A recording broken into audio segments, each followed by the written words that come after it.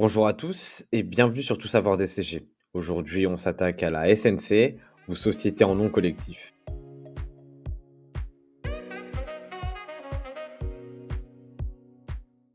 La SNC est basée sur l'Intuitu Personae.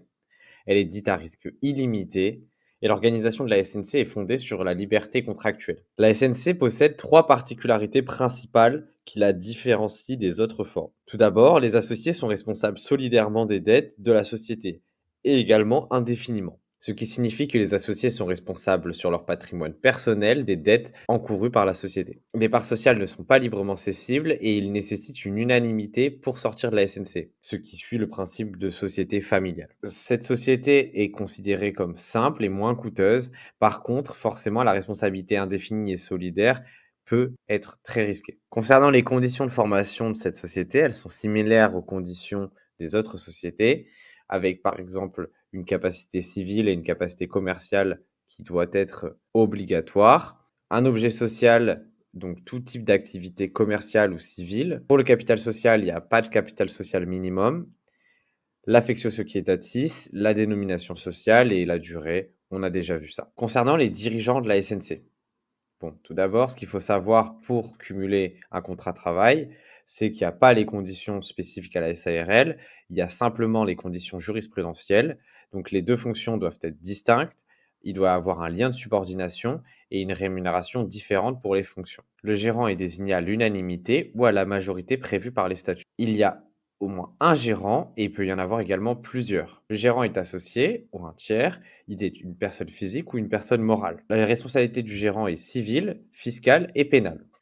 La révocation du gérant dans la SNC. Le gérant ne peut être révoqué de ses fonctions qu'à l'unanimité des associés. Elle entraîne la dissolution de la société, cette révocation, à moins que sa continuation ne soit prévue par les statuts ou que les autres associés ne le décident à l'unanimité. Le gérant révoqué peut alors décider de se retirer de la société en demandant le remboursement de ses droits sociaux dont la valeur est déterminée conformément à l'article 1843-4 du Code civil, qui ne vous sera pas demandé. Donc le cas qu'on vient de voir, c'est si le gérant est associé statutaire.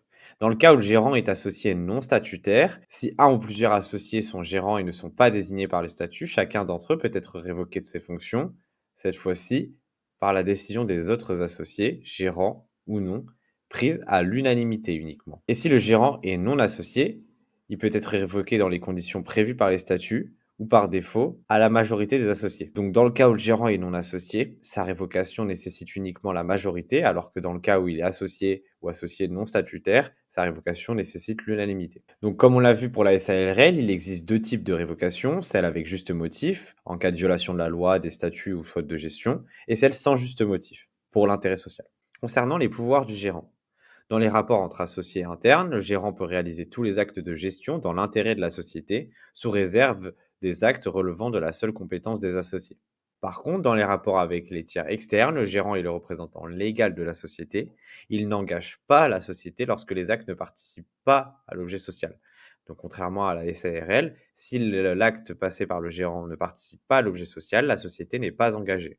Ça, c'est normal, étant donné que la responsabilité est indéfinie et solidaire, les associés ne peuvent pas être mis en danger par un acte passé par le gérant qui ne s'intègre pas dans l'objet social. Donc on a vu que dans la SNC, les associés sont responsables indéfiniment et solidairement. Mais alors, comment ça fonctionne? Les dettes nées avant l'arrivée de l'associé y est responsable. Concernant les dettes antérieurement au départ de l'associé continue d'assumer les dettes de la société dès lors que la dette dont le paiement est recherché auprès des associés est née alors que le retraité avait qualité d'associé de la société d'évitrice.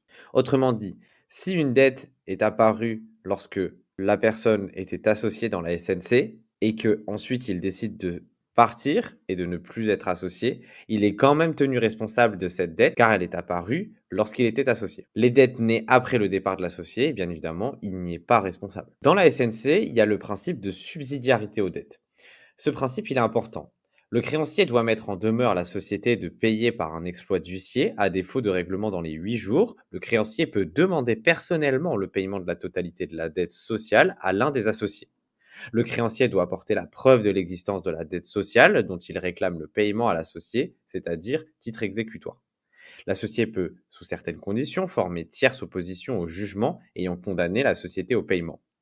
Et donc, ça, c'est un principe important. Le principe de subsidiarité, ça veut dire que Les associés sont responsables personnellement des dettes et donc un créancier, si il n'a pas de paiement de la part de la société, il peut se retourner directement vers les associés. Chaque associé paye sa dette à hauteur de la proportion de la part de chacun dans le résultat social.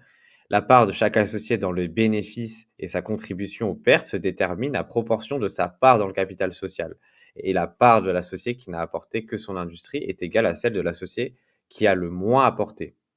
Ça, c'est la règle commune pour les sociétés. L'apport en industrie, lorsqu'il est possible, il est égal au plus petit apport en nature ou en numéraire. Donc, si un associé détient 50% de la SNC, dans ce cas-là, il sera responsable à hauteur de 50% des dettes. Comme on l'a vu, la cession des parts sociales dans la SNC nécessite unanimité. Les droits des associés dans la SNC sont similaires à ceux de la SARL, ils ont un droit à information, un droit de vote à l'AG et des droits financiers. Concernant la dissolution de la SNC, elle peut être soit choisie par une clause statutaire, soit par une jurée, soit par une décision unanime des associés, soit par le décès ou soit, comme on l'a vu, par la révocation du gérant. Les clauses de continuation permettent, même après révocation ou décès, de continuer l'activité avec les seuls survivants.